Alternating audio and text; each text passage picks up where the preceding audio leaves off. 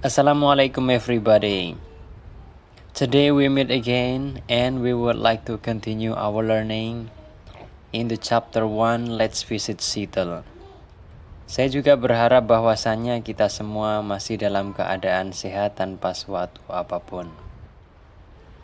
Pada kesempatan kali ini sebelum kita masuk kepada materi kita yang utama, yaitu kita akan membahas tentang if clause atau conditional sentence atau dalam bahasa Indonesia yaitu kalimat pengandaian. Kita akan reviewing sejenak tentang apa yang sudah kita pelajari pada pertemuan sebelumnya. Pada pertemuan sebelumnya kita diberikan sebuah teks yang berjudul 6 Things to Do If You Visit Seattle. 6 hal yang harus dilakukan ketika berkunjung ke Seattle. Di antaranya adalah first, film the freezer on your face as you sail to Bridge Island on a Washington State Ferry. Kemudian nomor 2 adalah tour Pike Place Market's produce stands and buy something you've never tasted. Number 3, book a night at one of the many cozy B&Bs or resorts available throughout the San Juan Island. And then number 4, see exciting and experimental works at Chihuly Garden and Glass. And then number 5, watch the world's most sophisticated aircraft be built before your eyes at the Boeing factory in Mukilteo. And then the last one is tour the Theo Chocolate Factory in Fremont and learn how their delicious confection are made for a sweet treat. Itulah apa yang kita pelajari kemarin. Maka kemudian kita sekarang masuk kepada materi utama, yaitu tentang sebelum kita membahas mengenai if clause, kita harus mengetahui dulu apa itu conditional sentence. Conditional sentence adalah bentuk kalimat dalam bahasa Inggris yang digunakan untuk menyatakan pengandaian, kemudian untuk menyatakan keinginan, atau bahkan kemungkinan. Lalu apa hubungan conditional sentence dengan if clause? Perlu kita ketahui bahwa if clause adalah salah satu klausa yang digunakan untuk membentuk conditional sentence. Sekarang kita masuk kepada jenis-jenisnya. Yang pertama adalah if clause plus reminder. If clause dapat menunjukkan suatu peringatan. Conditional sentence ini digunakan untuk mengingatkan tentang suatu konsekuensi yang harus dilakukan akibat dari suatu kejadian. Rumusnya adalah seperti ini. Dan contohnya adalah, if you want to pass the exam, you have to study hard. Jika Anda ingin lulus ujian, Anda harus belajar dengan giat. Kemudian yang kedua, if clause plus suggestion. If clause ini digunakan untuk memberikan suatu saran mengenai action atau tindakan yang harus dilakukan jika menginginkan suatu kejadian terjadi. Rumusnya adalah seperti ini. Contohnya adalah, if you don't want to get cut, you should wear a glove. Yang artinya, jika Anda tidak ingin terluka atau tergores, maka Anda harus memakai sarung tangan. Kemudian yang ketiga adalah if clause plus imperative. Conditional sentence ini digunakan untuk memerintahkan orang lain untuk melakukan suatu tindakan atau action. Rumusnya adalah seperti ini.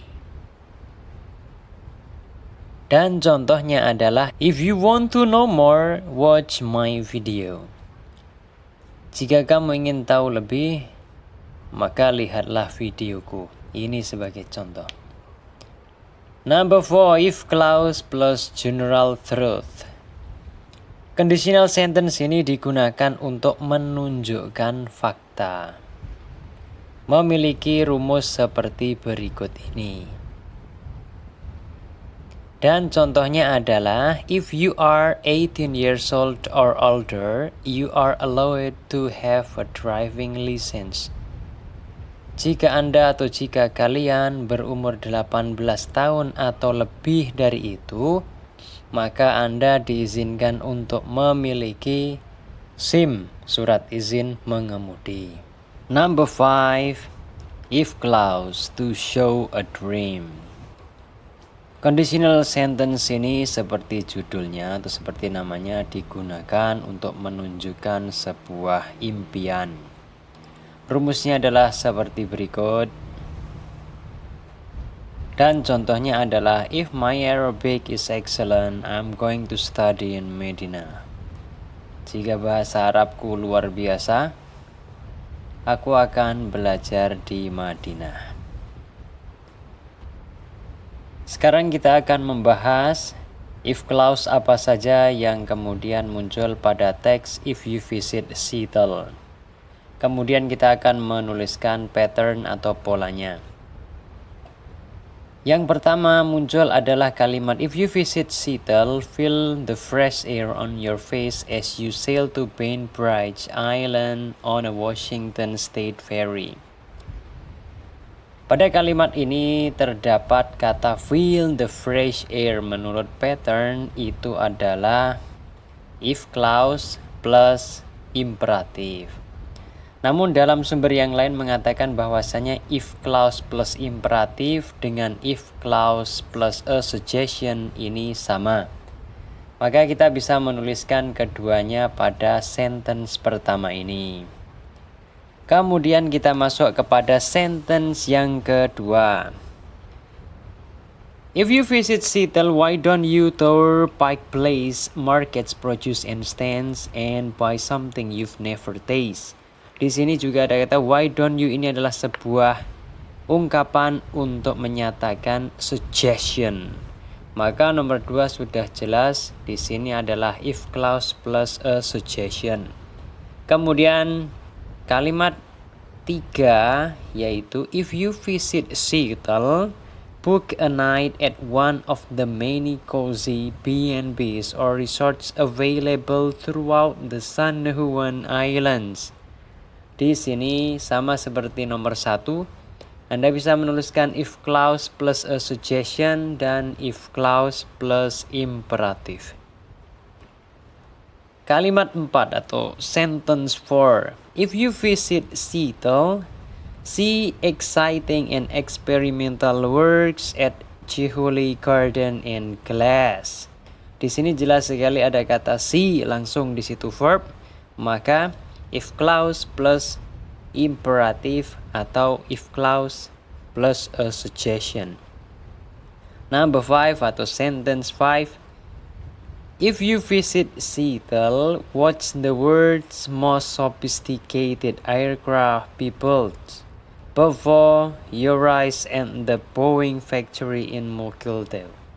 Di sini langsung ada kata watch, maka sama seperti nomor 1, nomor 3, dan nomor 4.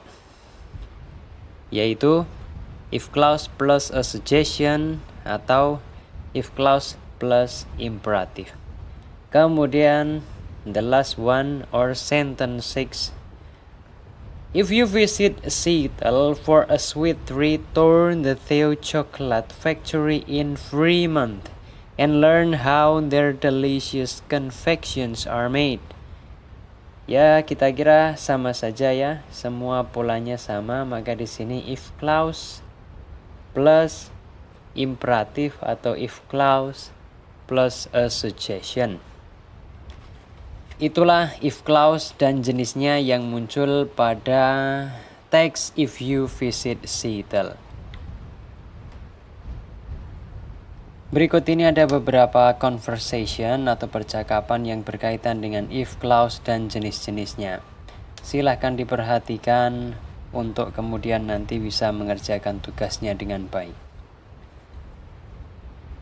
Yang pertama ada percakapan antara father dan his son dan anaknya atau putranya. Exam is around the corner. It's about time to go back to your study. Okay, Dad. If you want to pass the exam, you have to study harder. Thanks, Dad. Kemudian antara Della dan Amy. Where can I get inexpensive price for good quality shoes? Amy menjawab, if you want a good price, why don't you go to the factory outlet? Kemudian percakapan antara Pak Lukman dan Nyoman. If you want to be in the chair of OSIS, offer a good program to improve the school environment. Sure, I will. Kemudian antara Ibu dan Eti. If you don't put some cherries on it, your cake will look pale and dull. Eti menjawab, yes, you're right. A cherry or two will help the appearance.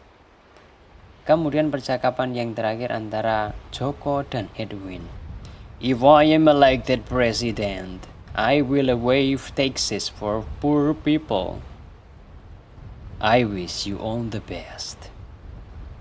Itulah 5 dari percakapan yang sudah kita bahas. Silahkan dipelajari. Kemudian kalian bisa mengerjakan soal-soal di bawah ini.